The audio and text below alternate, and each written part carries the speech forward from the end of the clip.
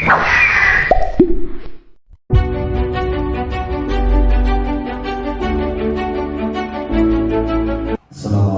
warahmatullahi wabarakatuh. Yang terhormat Ibu Wakil Sarjana Pendidikan selaku Kepala Sekolah SD Negeri 1 Cilantrang, serta Bapak Ibu Guru, karena ini kebanyakan ibu-ibu nih, ya, yang Bapak Rian di sini sama saya. Ya, Bapak Ibu Guru SD Negeri 1 Cilantrang yang saya hormati,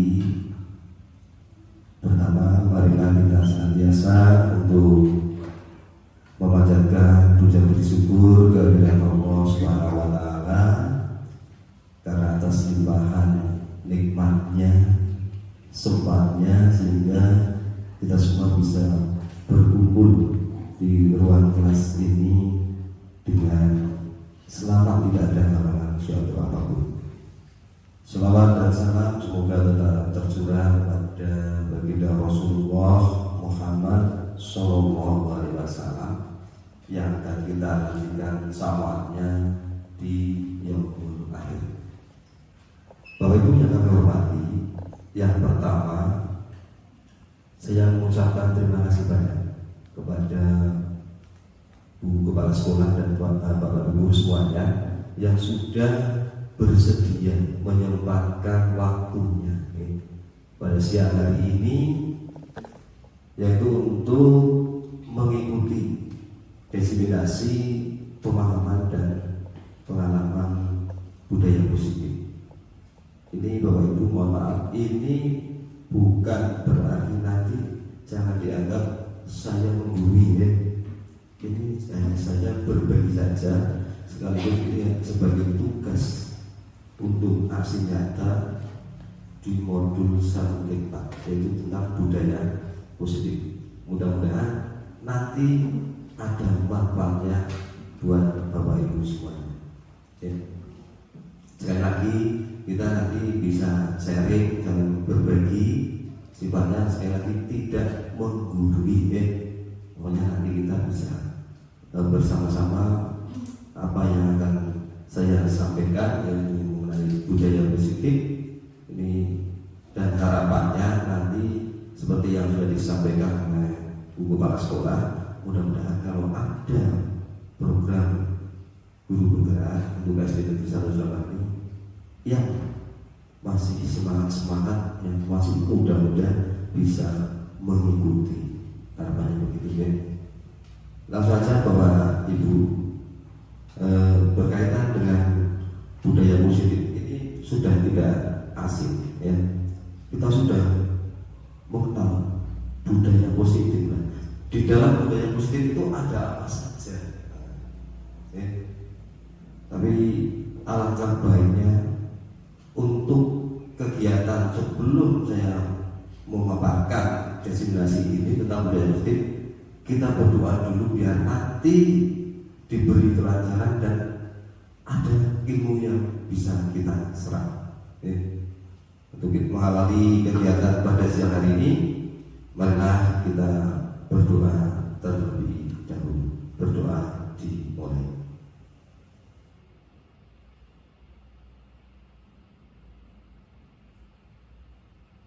Selesai. Terima kasih. Mudah-mudahan nanti ilmu atau mengenai budaya positif ini ada manfaatnya dan bisa kita terapkan di sekolah kita ini. Ini Bapak Ibu santai aja, ini nggak usah terlalu tegas, nggak terlalu separah, ini kita santai aja. Yang penting nanti bisa tahu isi-isi di dalam budaya positif itu. Oke, nanti santai aja. Kalau boleh sambil kunjung, boleh, silakan, nggak apa-apa. Kalau ada, kalau nggak ada ya nggak apa-apa, kunjungin nanti aja. Nggak apa-apa, santai aja. Ya. Nah, untuk biar semangat, karena ini kan sudah siang, jadi agak-agak luyu nih. Dan alhamdulillah ini peserta dirinya sudah pada pulang nih, ya, karena udah waktunya pulang. Kita SBQ dulu biar semangat. Biasanya SBQ ini senang ya, murid-murid senang, gurunya juga senang. SBG-nya apa? SBG-nya yaitu kebalikan aja. Kebalikan gimana ya? Ya kebalikan nih.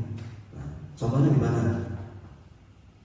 Ini ada, Bapak Ibu sudah pernah melihat mungkin ya, antara cacing dan ular. Dan cacing dan ular ini, cacing berarti lebih pendek, nah ular berarti lebih panjang. Nah, nanti kalau saya bilang cacing berarti Bapak Ibu panjang, kalau ular pendek. Gampang kan? Itu coba gampang, dicoba. Ular, cacing, ini bahas semua kan untuk fokus seperti itu. Ya nggak fokus nanti ya. Sekali lagi, dicoba lagi lah. Sampai fokus temenan. Cacing, ular, cacing. Iya, pintar-pintar tepuk tangan. Terima kasih. Fokus temenan nanti. Baik, kita mulai aja, Bapak Ibu semuanya. Nah, yang pertama adalah konsep dari budaya positif. Konsep inti dari budaya positif yang ada di dalam budaya positif itu apa saja? Yang pertama itu ada perubahan paradigma belajar. Ini yang pertama. Yang kedua yaitu disiplin positif. Ini sudah tidak asing. Yang ketiga yaitu kebutuhan dasar manusia. Yang keempat adalah motivasi perilaku manusia. Dan yang kelima ada posisi kontrol guru. Kemudian yang keenam adalah keyakinan kelas. Dan yang ketujuh adalah segitiga restitusi. Itu Bapak Ibu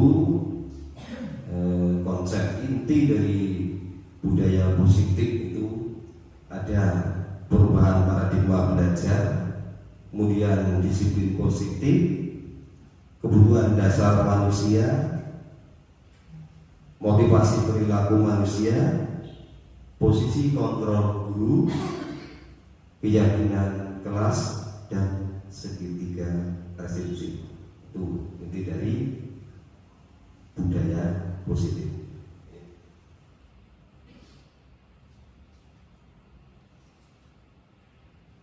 Nah, perubahan paradigma belajar. Pembelajaran paradigma mana ya? Kerja. Pembelajaran dengan paradigma baru itu dirancang berdasarkan prinsip pembelajaran berdiferensiasi, sehingga setiap siswa itu belajar sesuai dengan kebutuhan dan tahap perkembangan untuk mewujudkan profil pelajar Pancasila. Jadi Pak Ibu, ini adalah pembelajaran dengan paradigma baru itu, ini berkaitan dengan prinsip pembelajaran berdiferensiasi. Ini yang sudah Bapak Ibu lakukan setiap hari ini. Dan tujuannya apa? Akhirnya adalah ini, profil pelajar Pancasila. Ini di kurikulum Merdeka ini kan kita sering sekali ya. Ini lagi marak-maraknya profil pelajar Pancasila. Ada berapa dimensi? 6, betul. Pinter-pinter. Yang pertama adalah dimensi. Nah kan dengan adanya ini kan jadi ingat lagi ya. Beriman dan bertakwa kepada Tuhan Yang Maha Esa dan berakhlak mulia. Yang kedua, dimensi yang kedua adalah berkebinekaan global. Yang ketiga adalah bergotong royong. Yang keempat adalah kreatif. Kelima bernalar kritis, dan yang keenam adalah mandiri. Itu ya. Itu profil pelajar Pancasila. Nah, ini masih perubahan paradigma belajar, bahwa itu sudah tidak asing tokoh itu adalah tokoh pendidikan, namanya Ki Hajar Dewantoro. Nah, filosofi dari Ki Hajar Dewantoro ini, ya, ini yang nama aslinya itu adalah Raden Pasuwardi Suryaningrat. Beliau itu seorang pelopor pendidikan pada masa kolonial dulu, ya, pada masa penjajahan. Dedikasinya ini untuk pendidikan sangat berarti, ya, sangat berarti sehingga bisa menginspirasi lahirnya Merdeka Belajar seperti saat ini. Ini dari beliau ini, sehingga beliau ini disebut sebagai Bapak Pendidikan Nasional. Sebenarnya adalah Ingkarso Tulodo, Ikmat Diowangun Karso Tuturi Nanda. Ya, ini sangat baik sekali. Ini jasa yang sungguh luar biasa dan sekarang diterapkan dalam kurikulum Merdeka ini dalam dari Bapak Ki Hajar Dewantoro. Konsep dari Ki Hajar Dewantoro itu sungguh luar biasa, Bapak. Yang pertama itu pendidikan itu menuntun. Yang kedua adalah kodrat anak, berkaitan dengan kodrat anak. Yang ketiga adalah petani. Maksudnya ini gimana konsep petani? Nanti kita bahas. Yang keempat adalah trikot. Menuntun ini pengajaran adalah pengajaran bagian dari pendidikan. Pendidikan seharusnya menuntun, bukan menuntut murid, tapi menuntun. Kita sebagai pendidik itu harus bisa menuntun murid, bukan hanya kita tuntutannya saja, tidak hanya menuntut saja. Untuk mengikuti kemauan gurunya. Ini kalau duluan kebanyakan guru-guru yang kita masuk dalam guru sekarang, kita masih jadi guru yang belum kuat guru sekarang. Kalau dulu kebanyakan kemungkinan itu kebanyakan adalah menuntut murid untuk ini, gitu kan? Nah, terus sekarang dengan konsep Ki Hajar Dewantoro itu guru adalah menuntut, bukan menuntut seperti kemauan gurunya. Maksudnya gitu, ya.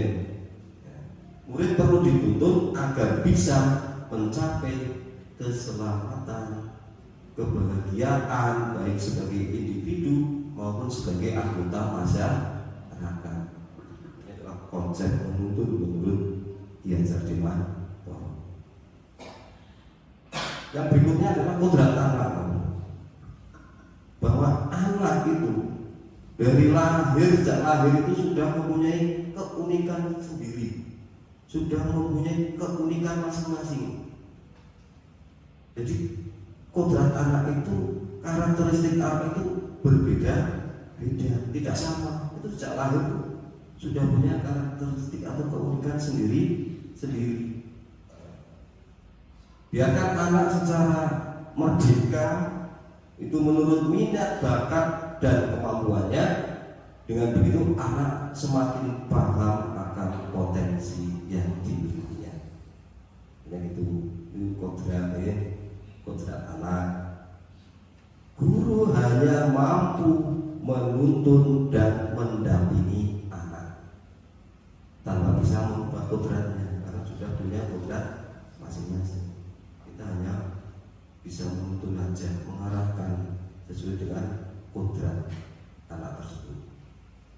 Dan konsep yang ketiga menurut Ki Hajar Dewantoro, pendidik itu seperti petani, ya. Kita guru itu diibaratkan seperti petani. Petani mempunyai bibit dan berbeda juga cara mengolahnya. Kita juga sama, kita mempunyai murid-murid yang banyak dan beda-beda karakteristiknya. Maka pendidikan itu ibaratnya adalah pendidik itu diibaratkan sebagai petani. Jadi untuk merawat padi ya jelas berbeda seperti merawat jagung. Berbeda juga seperti merawat kedelai. Yang jelas tanaman itu sudah berbeda-beda. Anak diibaratkan seperti bibit yang berbeda-beda, sehingga perawatannya pun berbeda. Jangan kita mengharapkan menanam padi kok tumbuhnya jagung, nggak bisa ya. Biarkan anak itu belajar sesuai dengan kodratnya masing-masing. Yang berikutnya adalah asas trikon. Yang pertama itu adalah kontinuitas, yaitu ada dialog secara berkelanjutan terkait pendidikan yang berakar pada budaya masyarakat. Ini adalah kontinuitas. Yang kedua adalah konvergensi. Maksudnya adalah pendidikan harus memperkuat kemanusiaan. Itu konvergensi. Yang ketiga adalah konsentris. Berarti pendidikan harus menghargai keberagaman yang ada. Ini konsep Ki Hajar Dewantoro. Bisa dipahami ya?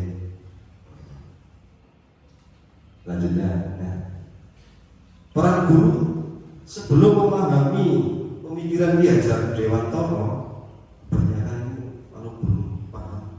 saya sendiri dulu belum paham ya seperti ini, ya karena belum paham. Kalau sudah paham ya nanti kita berusaha untuk merubah sedikit demi sedikit. Ya. Dulu peran guru itu, kalau dulu ini sebelum memahami pemikiran dari Ki Hajar Dewantoro, yang pertama itu menuntut murid. Jadi saya sendiri itu sering sekali menuntut murid untuk menyelesaikan suatu materi, pokoknya harus dituntut sampai ini harus selesai materinya, gitu kan?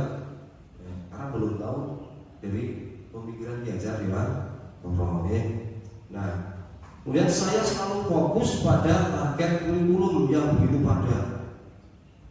Ini menuntut murid dituntut pokoknya harus selesai materinya, harus selesai sampai sini materinya. Ini dulu sebelum pemikiran Ki Hajar Dewantoro. Kemudian pembelajaran itu kebanyakan itu berpusat pada guru. Harusnya sekarang kan pembelajaran itu harus berpusat pada peserta didik, pada murid. Kalau dulu pembelajaran itu berpusat pada guru. Saya sebagai guru selalu menjadi sumber belajar dan aktor di kelas. Pokoknya anak cuma mendengarkan, kemudian kita ceramah terus, ya. Teacher center ya istilahnya ya. Teacher center bahasa Inggris, teacher center. Pendidikan berpusat pada guru. Murid itu jarang sekali diberi kesempatan untuk mengeksplor dan berkolaborasi dengan yang lainnya. Yang berikutnya adalah murid diperlakukan sama. Padahal murid dari tadi yang disampaikan punya kodrat karakter masing-masing, tapi dianggap sama. Saya sebagai guru memperlakukan murid di kelas dengan metode dan materi yang sama. Pokoknya kalau mengajar 28 siswa, materinya sama, evaluasinya sama, kan?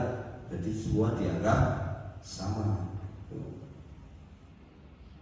Selanjutnya, setelah memahami pemikiran Ki Hajar Dewantoro, itu harusnya ada perubahan. Perubahannya yang pertama dari filosofi Ki Hajar Dewantoro, yaitu bahwa pendidikan itu adalah menghamba pada anak. Ini yang pertama. Nah, ini menghamba pada anak. Yang kedua adalah berpusat pada anak atau peserta didik. Yang ketiga pendidik dan petani. Dan yang keempat adalah kodrat alam dan kodrat zaman. Menghamba pada anak. Jadi sejak lahir anak sudah memiliki bakat dan potensinya masing-masing. Jadi sudah kita sampaikan.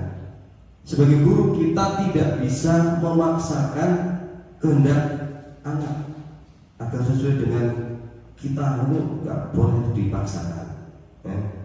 Anak memiliki keunikan sendiri-sendiri sebagai wujud keberagaman. Guru harus menghormati setiap kemampuan anak.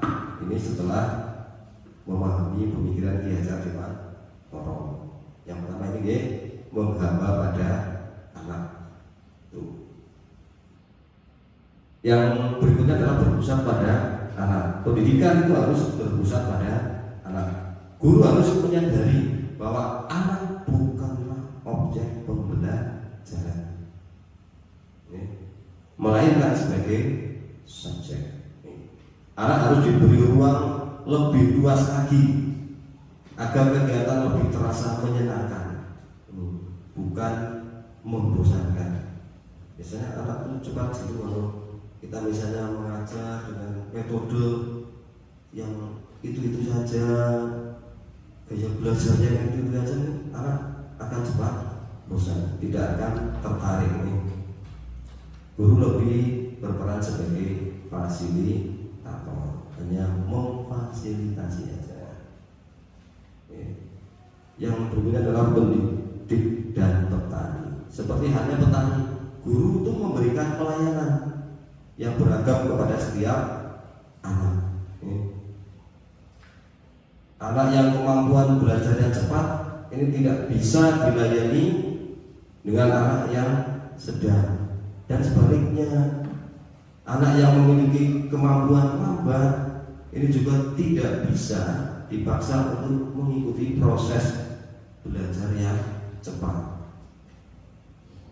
Maka harus kita adakan pemetaan dulu, kebutuhan belajar anak itu harus dipetakan. Karena si A ini cepat, si B lambat, harus dipetakan. Itu yang selanjutnya adalah kodrat alam dan kodrat zaman. Nah, guru harus mengetahui kebutuhan anak dalam proses pembelajaran. Lingkungan sekitar itu bisa menjadi sumber pelajaran yang menyenangkan. Secara langsung anak bisa mempelajari akar budaya masyarakat itu dari lingkungan kita. Guru juga menyesuaikan bagaimana cara mengajar, menyesuaikan kondisi saat ini agar anak bisa tumbuh dan berkembang sesuai dengan zamannya. Karena perkembangan zaman itu setiap tahun, setiap hari itu pasti akan mengalami perubahan, mengikuti perkembangan zaman. Kita lanjutkan. Ini terjadinya miskonsepsi dengan tentang teori kontrol ini. Ilusi guru mengontrol murid. Ada ilusi bahwa semua penguatan positif, efektif dan bermanfaat. Ini terjadi miss ini. Ilusi bahwa kritik dan membuat rasa bersalah itu mampu menguatkan karakter. Dan berikutnya adalah ilusi bahwa orang dewasa berhak memaksa. Ini terjadi miskonsepsi tentang teori kontrol. Harusnya bagaimana? Lain.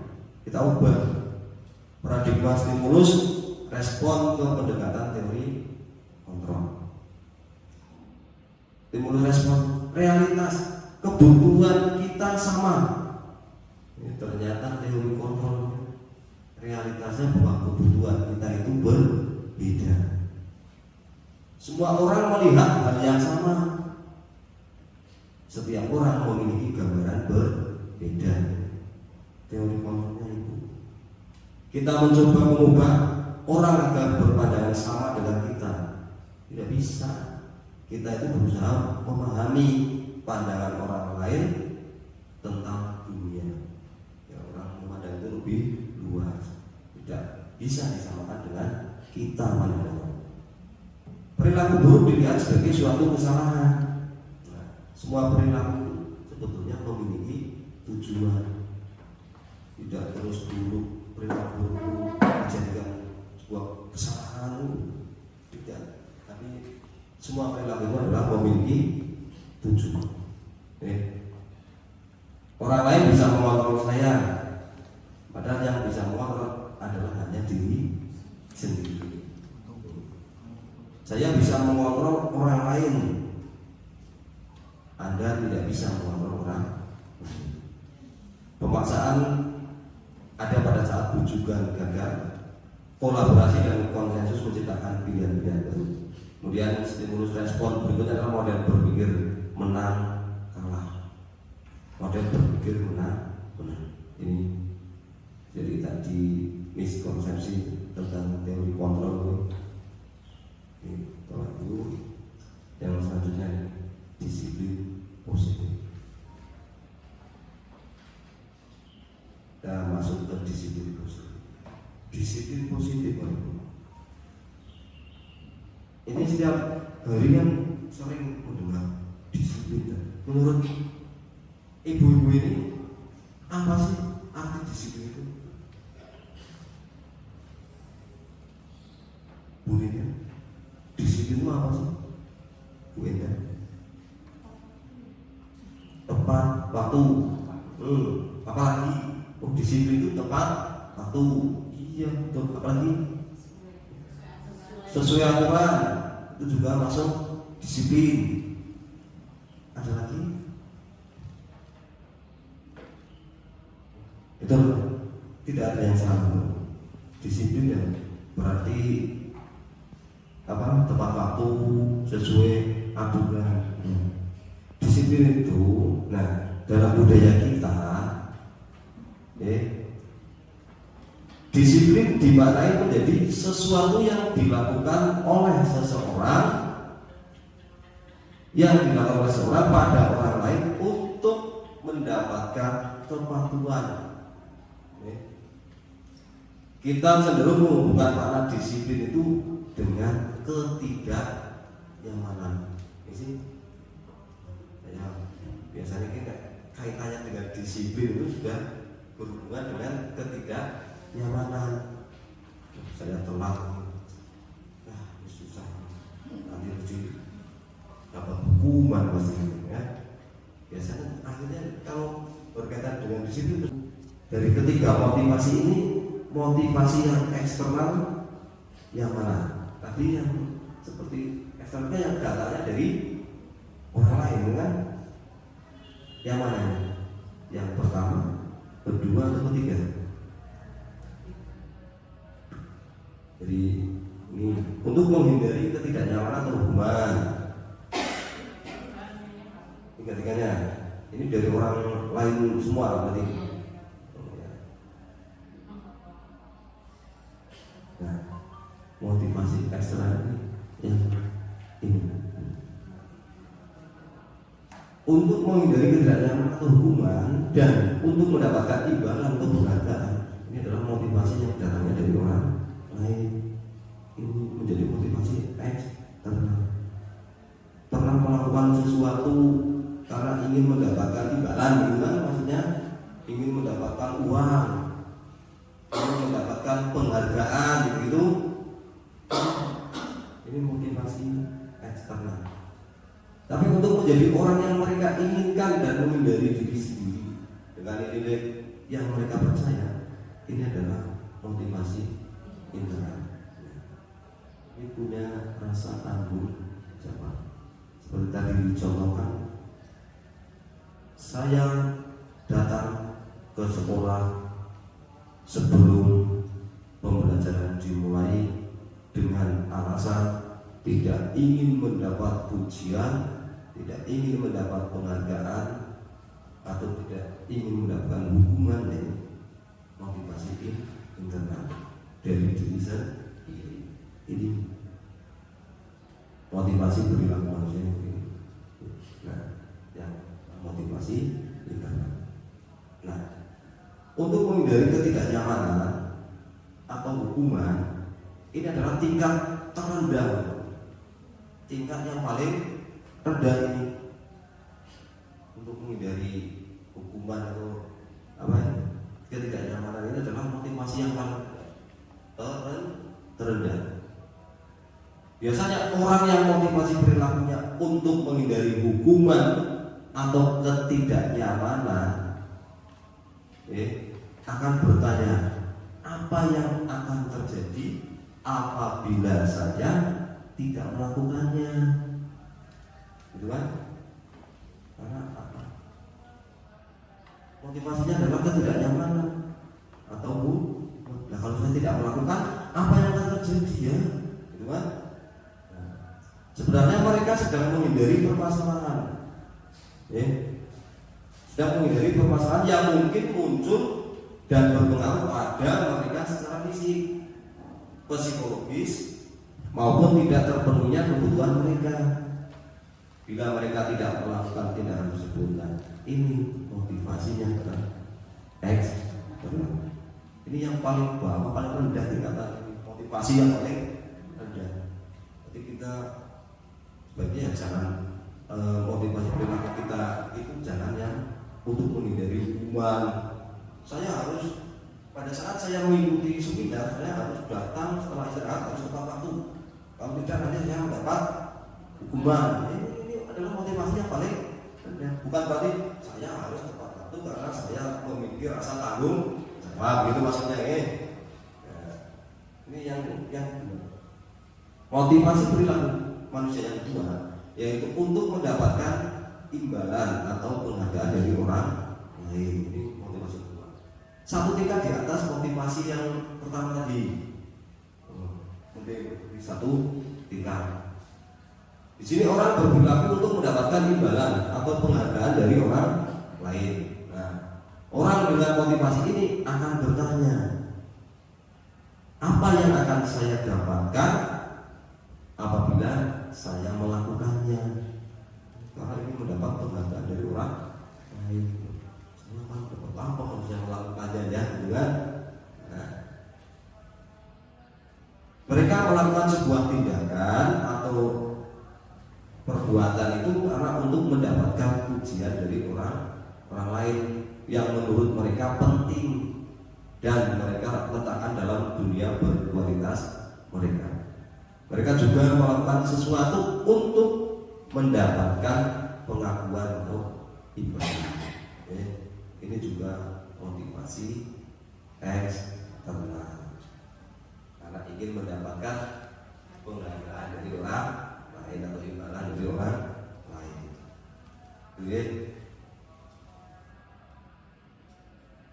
Nah, yang ketiga, untuk menjadi orang yang mereka inginkan dan menghindari diri sendiri dengan nilai-nilai yang mereka percaya. Orang dengan motivasi ini akan bertanya, akan menjadi orang yang seperti apa apabila saya melakukannya. Mereka melakukan sesuatu itu karena nilai-nilai yang mereka yakini, nilai-nilai yang dihargai, dan mereka melakukannya karena mereka ingin menjadi orang yang melakukan nilai-nilai yang mereka yakini tersebut.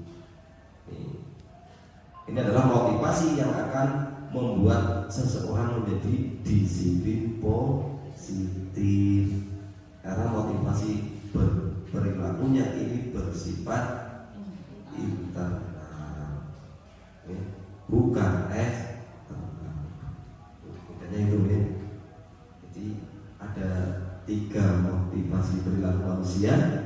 Yang pertama adalah untuk menghindari ketidaknyamanan atau hukuman. Yang kedua untuk mendapatkan penghargaan dari orang lain, dan yang ketiga ini untuk menjadi orang yang mereka inginkan. Nah, hukuman, konsekuensi dan restitusi. Apa sih bedanya hukum hukuman, konsekuensi dan restitusi. Jelas bedanya ya.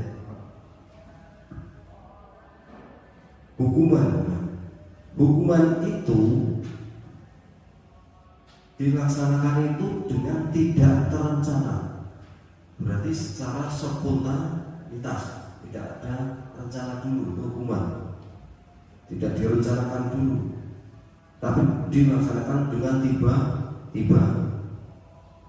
Berikutnya, hukuman itu murid tidak tahu apa yang akan terjadi, tidak dilibatkan. Murid bersifat satu arah berupa hukuman fisik atau psikis. Datang terlambat, pintu gerbang sudah ditutup, dibukakan, tapi anak itu langsung disuruh putar lapangan, lari 100 kali. Berarti termasuk hukuman. Jadi konsekuensi ini terencana, disepakati sesuai peraturan. Bedanya antara hukuman dengan konsekuensi. Murid tetap dibuat tidak nyaman, bersifat satu arah, sikap guru selalu memonitor. Ini konsekuensi. Kemudian yang berikutnya adalah restitusi. Restitusi itu proses menciptakan kondisi bagi murid untuk memperbaiki kesalahannya. Ini restitusi.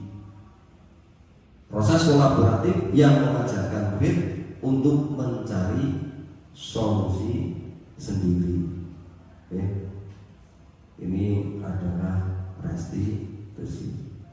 Jadi tahu bedanya antara hukuman, konsekuensi dan restitusi. Hukuman itu tidak terencana atau tiba-tiba, konsekuensi terencana, disepakati sesuai peraturan. Nah, restitusi ini adalah menciptakan kondisi bagi murid untuk memperbaiki kesalahannya. Itu restitusi. Ada proses kolaborasi itu restitusi untuk mencari solusi. Ya. Ada oleh latihan sekarang. Tadi kan sudah memahami hukuman, konsekuensi, tapi ini salah tidak dinilai, hanya untuk pemahaman saja. Ini saya tidak usah tekan. Yang pertama, tadi hukuman apa tadi ya? Apa? Berarti tidak luar biasa. Ya. Tidak terencana, datang tiba-tiba, itu apa? Hukuman cerdas hukuman. Nah, kalau apa? Konsekuensi terencana, ada kesempatan, jos, gendos, otos. Nah, yang pertama ini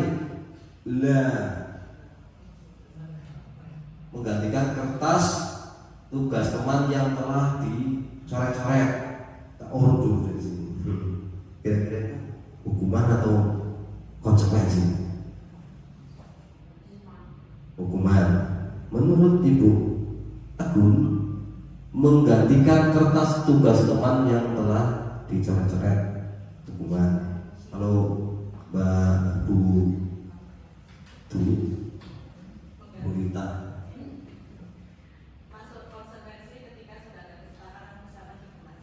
masuk konsekuensi ketika sudah ada kesepakatan di kelas. Kalau Bu Wiwi, konsekuensi. Bu Linda, konsekuensi. Bu Ning,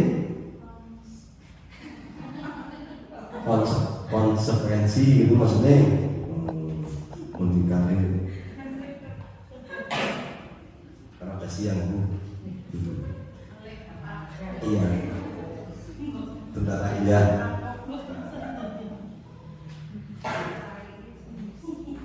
Bu Eka,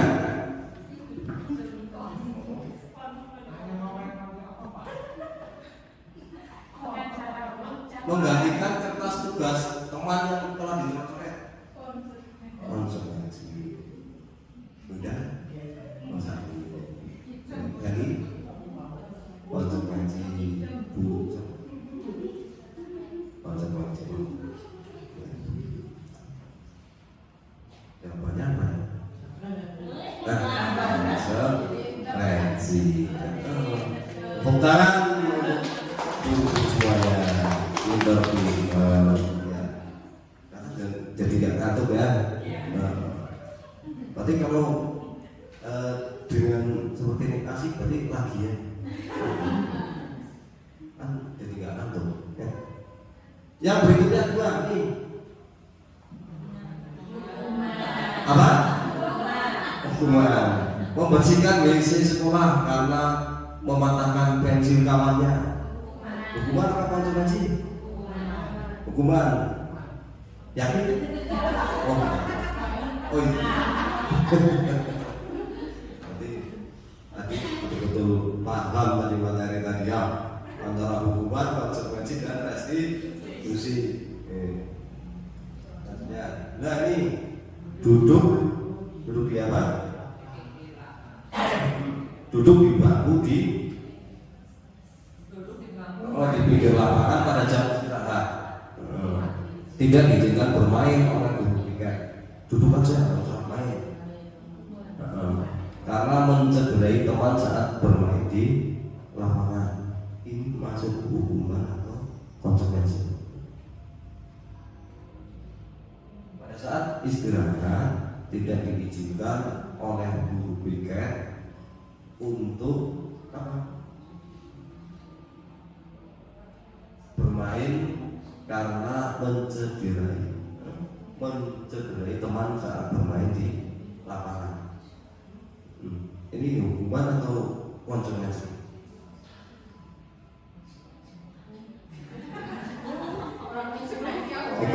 Itu bukan masih ditambah bukan lagi.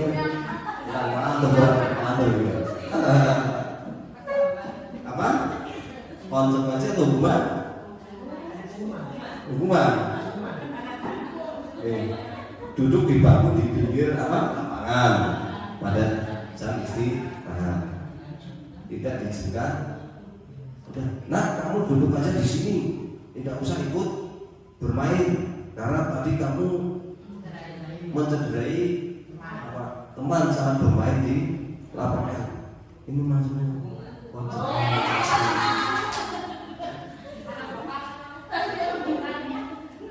Ini mendapatkan konsekuensi. Iya. Karena sudah mencederai, yang tidak diperbolehkan untuk ikut bermain. Itu bukan hukum tapi konsekuensi. Ya. Dua lagi. Mencatat 100 kali. Apa? Hukuman. Mencatat 100 kali di dalam buku kalimat, saya tidak akan terlambat lagi karena terlambat sekolah. Saya tidak akan terlambat lagi. Saya tidak akan terlambat lagi sampai 100 kali. Ini hukuman atau konsekuensi? Oke.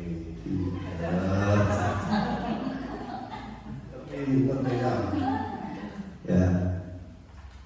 Nah ini lari mengelilingi lapangan basket 2 kali karena terlambat hadir di sekolah. Apa? Hukuman. Nah kalau lari mengelilingi lapangan basket karena terlambat mengikuti olahraga.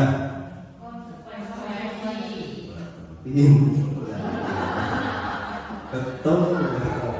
Bedanya itu kalau terlambat karena hadir ke sekolah kemudian tiba-tiba anak apa disuruh apa tadi betul ya, kamu terlambat langsung mengelilingi lapangan basket 2 kali.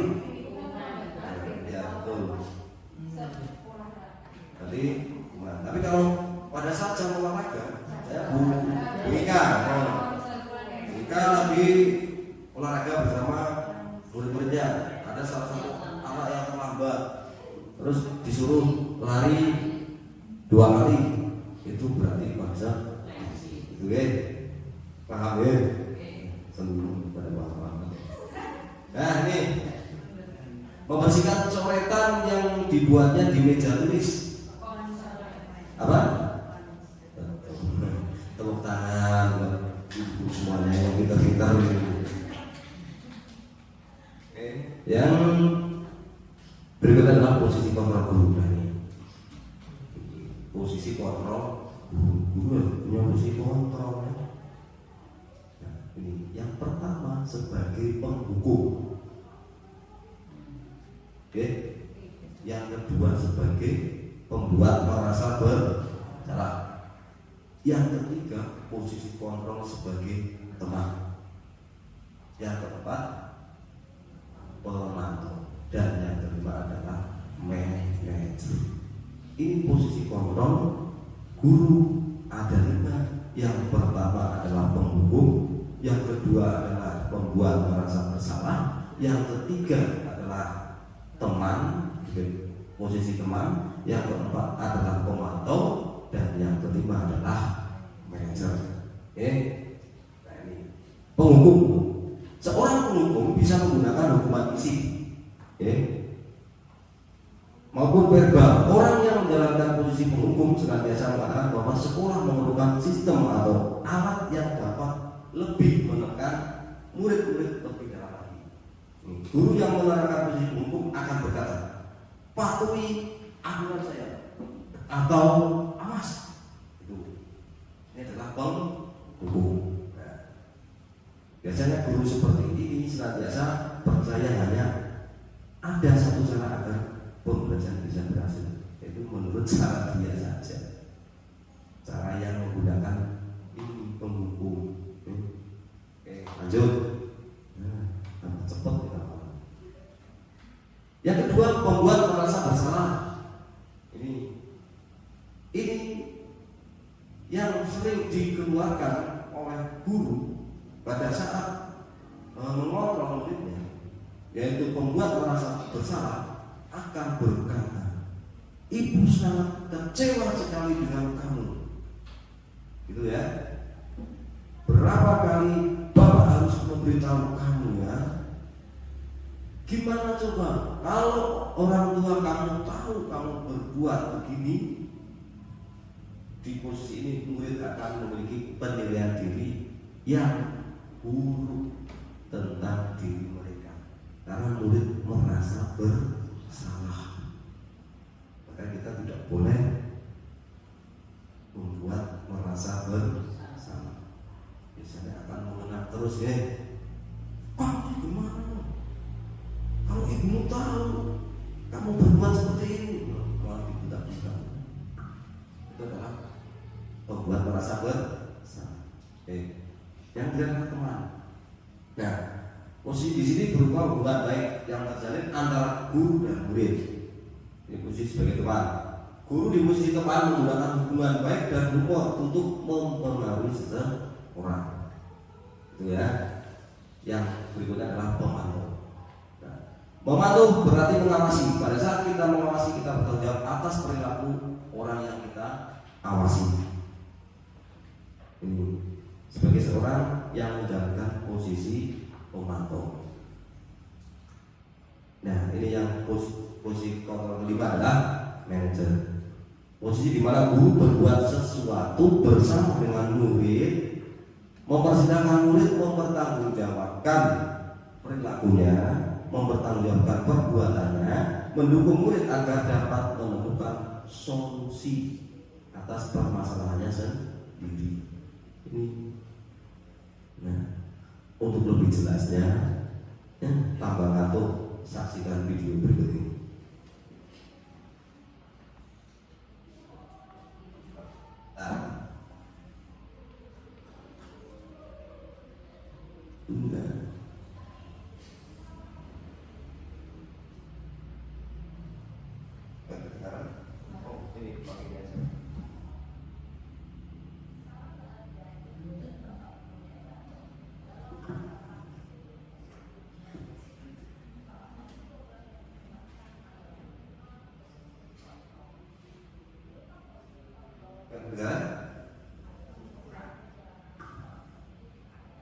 Ada bluetoothnya. Oh iya. Bisa nyala.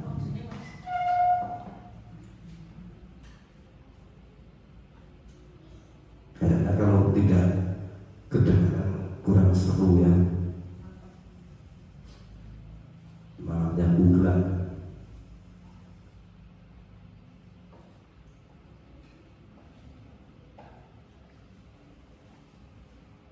Bentuknya apa ini?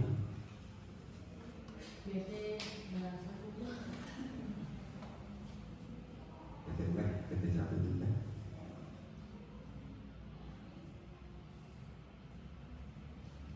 Dinyalakan mas.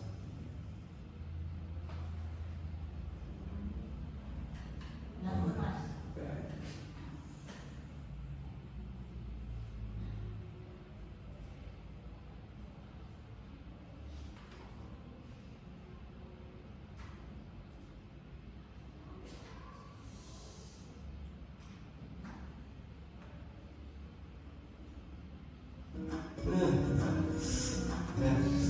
Keras kalau Salam bahagia Ibu dan Bapak guru hebat.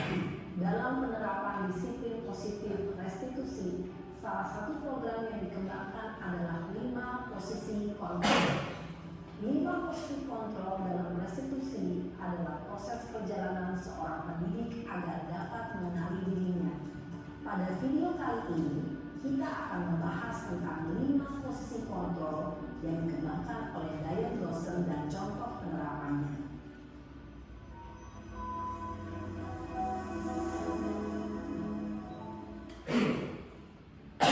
Posisi kontrol itu adalah 1. Posisi penghukum, 2. Posisi pembuat merasa bersalah, 3. Posisi teman, 4. Posisi pemantau atau monitor, dan 5. Posisi manajer. Untuk lebih memahami kelima posisi tersebut, mari kita saksikan kasus Naren yang terlambat hadir 20 menit di sekolah dan melihat bagaimana kelima posisi kontrol dalam menghadapi masalah tersebut.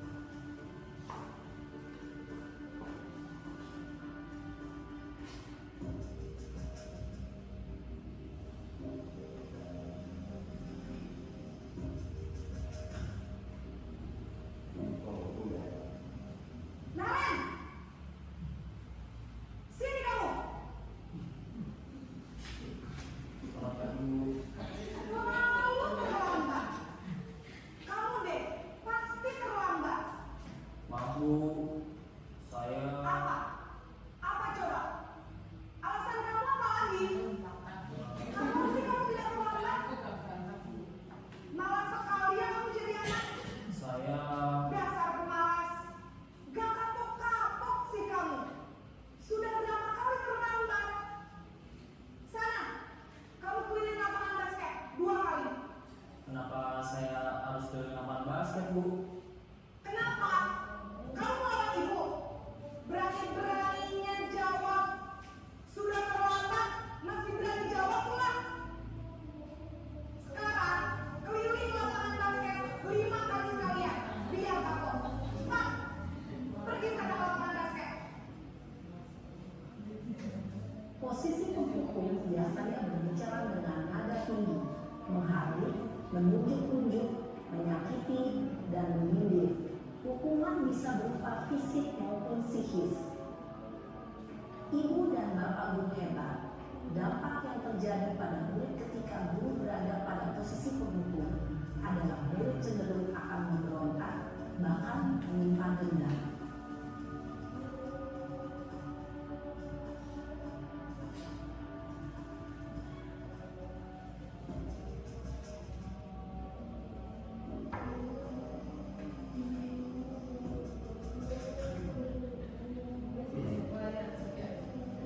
Naren,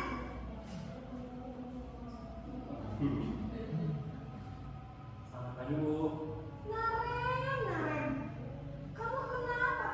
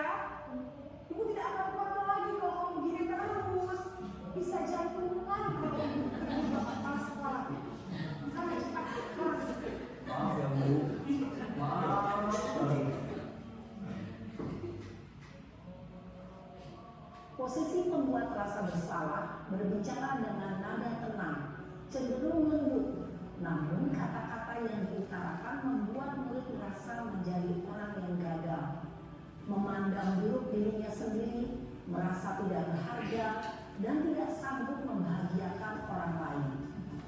Ketika guru mengambil posisi pembuat rasa bersalah, murid akan menganggap dirinya yang bersalah dan ia akan menyimpan emosi negatif tersebut di dalam dirinya.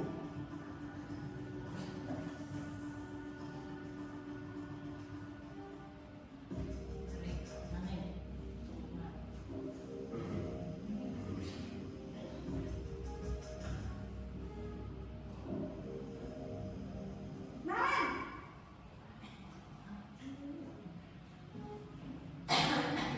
Selamat pagi Bu. wah, sudah jam berapa ini nak? Terlambat lagi ya sayang. Iya Bu, habis ibu saya lupa bangunkan saya Bu. Kamu malah menyalahkan ibu kamu. Kamu bukannya anak yang larinya paling kencang. Kok terlambat sih? Iya Bu, saya memang terlambat bangun tadi. Jadi biarpun saya lari kencang, tetap gak kekejar Bu. Ya sudah sana, nanti lain kali larinya lebih kencang lagi ya. Biar gak terlambat lagi. Bikin seneng ibu, demi ibu. Bisa kan? Bisa lah Bu. Ya sudah sana ke kelas, ibu beresin urusan absen kamu. Kamu ini ada-ada saja. Dalam posisi teman, guru berbicara dengan nada suara ramah, akrab, cenderung bersenda gurau untuk menjaga suasana tetap santai. Murid akan merasa senang, aman, dan akrab dengan guru. Identitas yang tercipta adalah identitas sukses atau berhasil. Namun, perlu diingat, karena ini masih dorongan eksternal, maka ada faktor ketergantungan dari murid kepada orang tertentu. Di sini, guru absennya, sehingga di lain waktu, murid bisa berperilaku baik, namun hanya kepada orang-orang tertentu saja.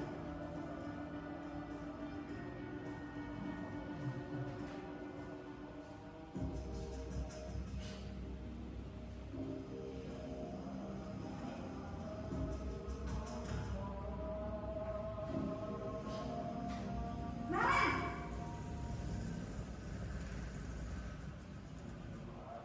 Selamat pagi Bu.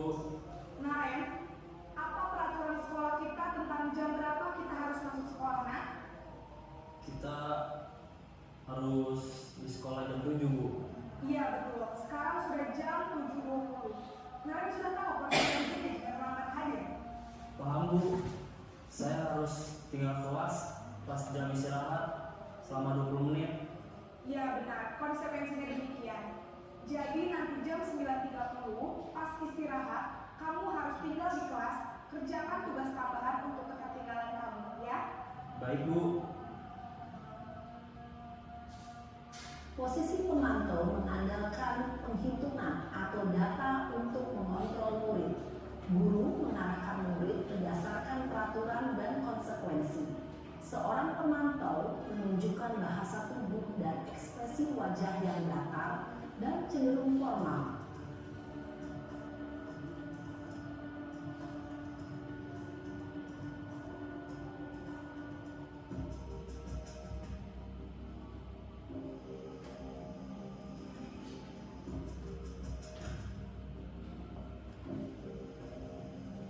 Naren!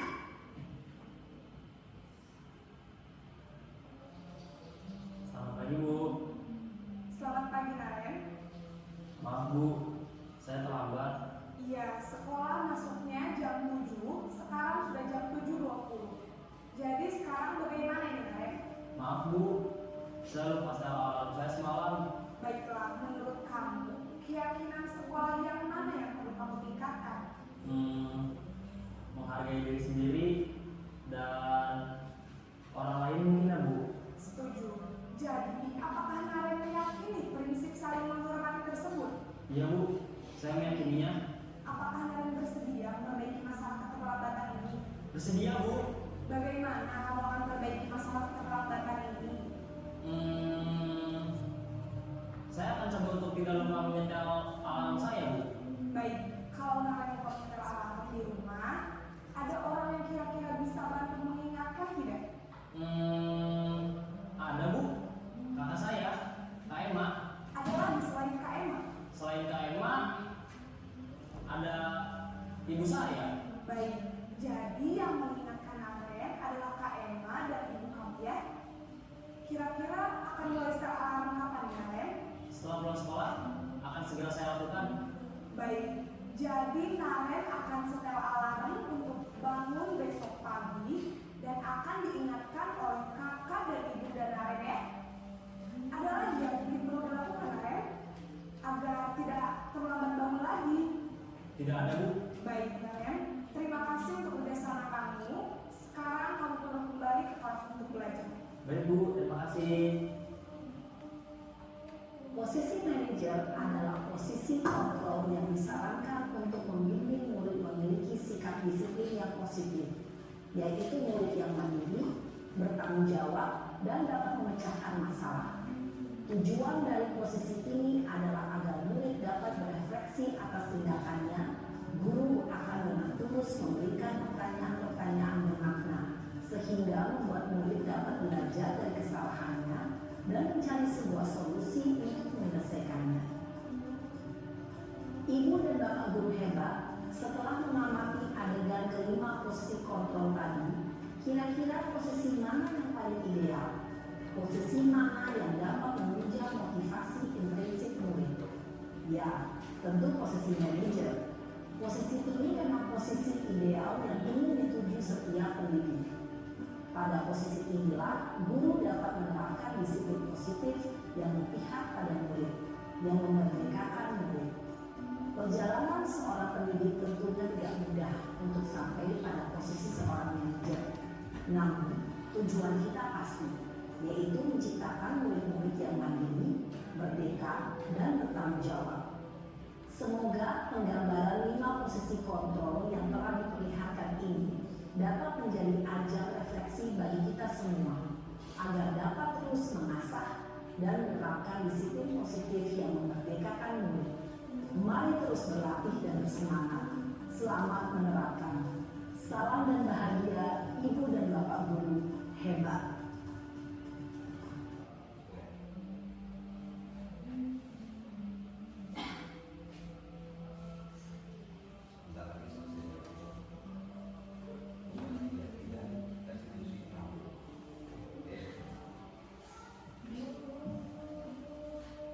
Tadi dari 5 posisi kontrol itu sudah bisa dipahami ya.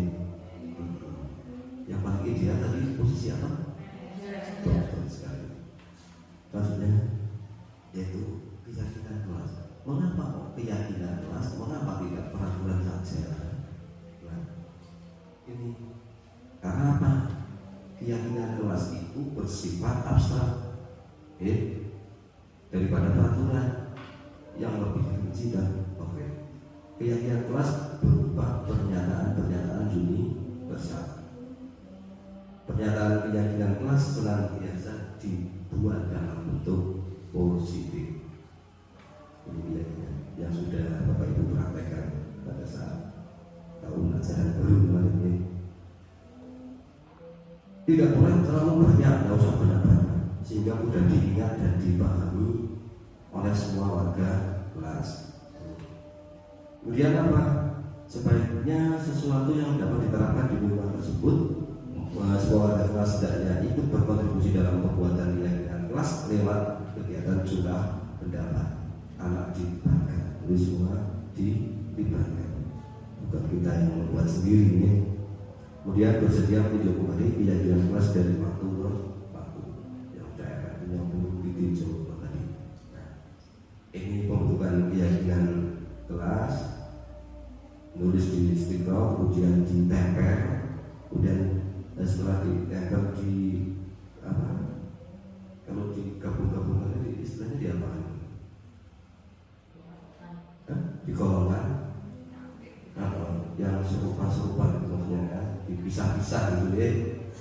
Nah setelah dipisah, kemudian dari kalimat yang negatif kita buat menjadi kalimat positif.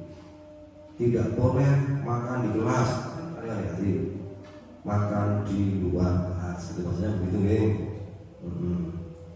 Ini pembentukan keyakinan kelas. Kemudian ini contoh keyakinan kelas 6. Kemudian persusik kedua katakan berarti disahkan. Oke. Yang selanjutnya adalah segitiga restitusi. Segitiga restitusi ini ada 3 tahapan dalam segitiga restitusi. Yang pertama adalah menstabilkan identitas. Nah, bertujuan untuk mengubah identitas anak dari orang yang gagal karena melakukan kesalahan menjadi orang yang sukses. Menstabilkan identitas. Setiap orang pasti pernah melakukan kesalahan. Distabil. Nah, kamu bukan satu-satunya yang pernah melakukan ini. Mungkin teman-teman juga pernah melakukan hal yang sama seperti kamu ya, gitu kan? Kemudian yang kedua adalah validasi tindakan yang sama. Setiap tindakan kita dilakukan dengan satu tujuan, yaitu memenuhi kebutuhan dasar. Kalau kita memahami kebutuhan dasar apa yang mendasari sebuah tindakan, kita akan bisa menemukan cara-cara paling efektif untuk memenuhi kebutuhan tersebut. Nah, ini untuk validasi tindakan itu. Nah, validasi tindakan, kamu tentu punya alasan mengapa melakukan itu. Pertanyaannya itu seperti tadi bunyinya di awal tadinya, itu berarti validasi tindakan. Adakah orang yang lebih efektif untuk mendapatkan apa? Adakah cara yang lebih efektif untuk mendapatkan apa yang kamu butuhkan? Yang ketiga adalah menanyakan keyakinan yang sudah dibuat, ditanyakan. Ketika identitas sukses telah tercapai, maka satu dan tingkat laku yang telah divalidasi langkah 2 tadi, maka anak-anak siap untuk dihubungkan dengan nilai-nilai yang dia percaya dan berpindah menjadi orang yang dia inginkan. Itu adalah segitiga restitusi. Selesai. Tak tayangkan video 7 menit saja. Ini video contoh penerapan segitiga restitusi.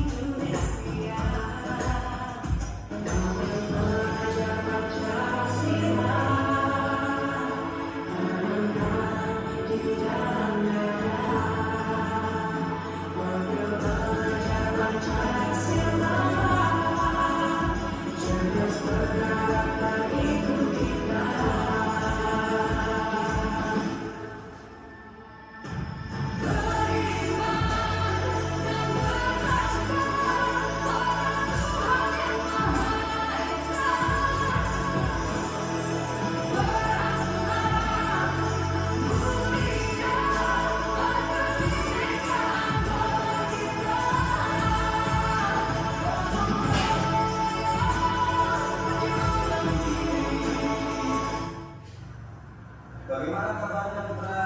Alhamdulillah baik Pak. Sehat ya? Ya. Pernah kira-kira tahu tidak alasannya kenapa Bapak kau ini mau kaya sini? Tidak percaya. Kita sudah berapa kali tidak percaya? Terima kasih ya. Putra menyadari tidak bahwa tidak mengerjakan PR itu sebuah kesalahan? Jadi, ya ajaran putra ya. Setiap manusia itu pernah berbuat salah, Bapak juga pernah berbuat salah. Tetapi kita belajar memperbaiki kesalahan yang telah kita perbuat. Sehingga alasan kita mengapa tidak melaksanakan PR. Lumayan rapi dan begadang. Sampai jam berapa? Sampai jam 12 malam. Jadi kita sudah merupakan tugas sekolah. Ya. Terus keyakinan apa yang sudah dilakukan kita, kalau kita tidak melaksanakan PR, disiplin dan tanggung jawab. Putra disiplin dan tanggung jawab itu penting apa tidak? Penting ya. Terus kalau ada disiplin apa? Berbagi diri, kemudian belajar. Baik artinya kalau kita tidak mengerjakan PR dengan tugas yang diberikan oleh Pak Guru, tentunya akan memberikan diri sendiri ya. Baik kita mencari solusi bersama untuk kedepannya putra seperti apa. Kita akan mengambil waktu belajar dan mengambil waktu untuk bermain ya. Mudah-mudahan kita bisa mengerjakan tugas-tugas yang diberikan Pak Guru dengan lebih baik lagi ya. Oke, terima kasih putra ya. Sekarang kita bisa jadi berhasil.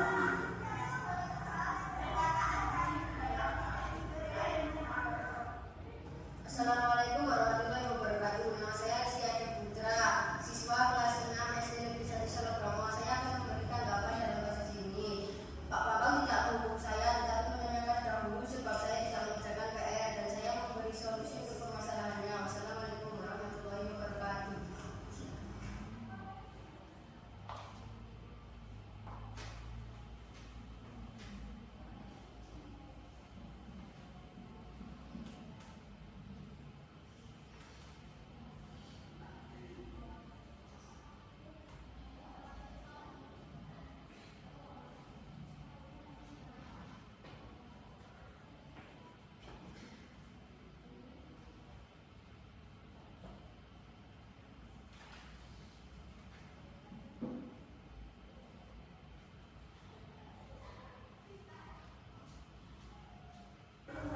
Waalaikumsalam.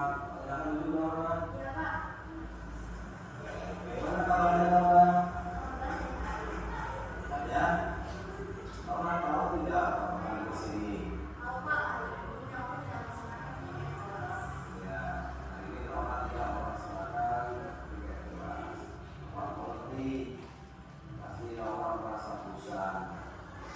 Dan tidak hanya Nora saja, dari teman-teman yang lain juga mungkin sama. Tidak melaksanakan tiket, tidak melaksanakan bosan dan melaksanakan tiket pun.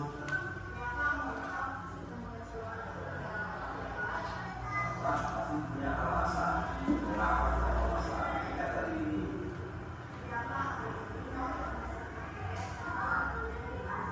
Maka ada solusi yang awal tidak lupa melaksanakan tiket. Pertama masih ingat pada awal pembelajaran kita membuat keyakinan kelas bersama, keyakinan kelas apa yang telah kita sepakati. Bapak percaya bahwa kita bisa mempraktekkan keyakinan kelas dengan baik. Jadi menurut Bapak solusi apa yang akan dilakukan supaya tidak lupa melaksanakan tiket?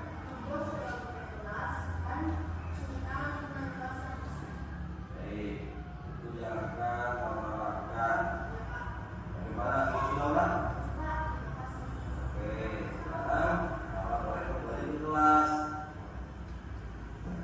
Waalaikumsalam. Assalamualaikum warahmatullahi wabarakatuh. Saya Nara Mutia, kelas 6B, SD 1 Salobromo.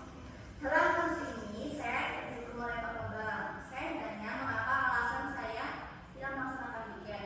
Dan saya mencari solusi untuk memecahkan masalah tersebut. Terima kasih Pak Bambang. Wassalamualaikum warahmatullahi wabarakatuh. Terima kasih. Nah, Sudah sampai di penghujung ini, tapi kalau tidak ada penutup berarti sudah di ujung kegiatan hampir selesai. Nanti kalau ada terima kasih berarti selesai. Oke, baru tutup terus terima kasih.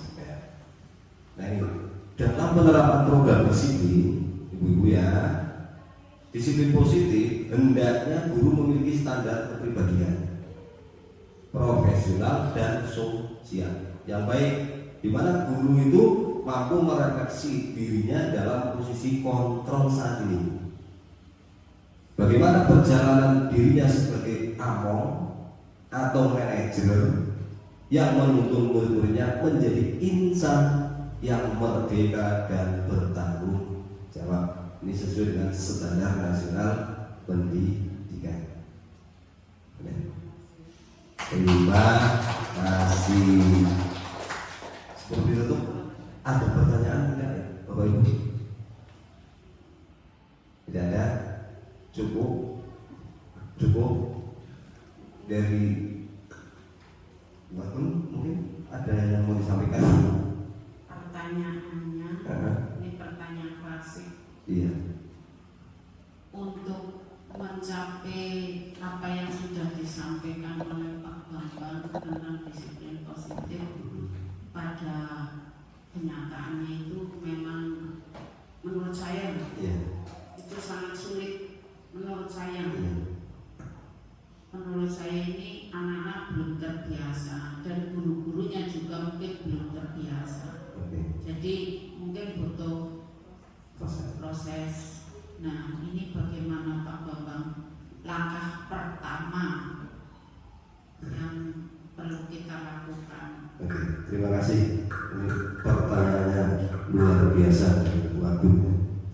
Untuk melaksanakan budaya positif atau berkaitan dengan disiplin positif ini, itu sekiranya karena belum terbiasa dilaksanakan, bagaimana langkah-langkahnya misalnya.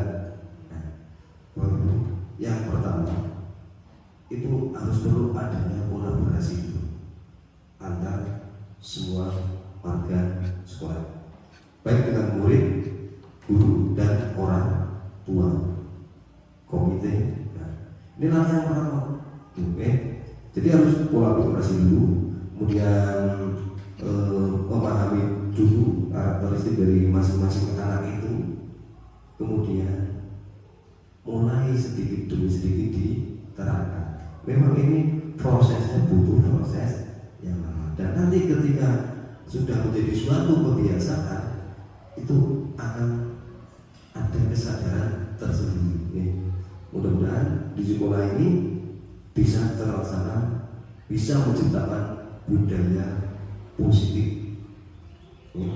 Dari tadi ada intinya itu ada apa tadi?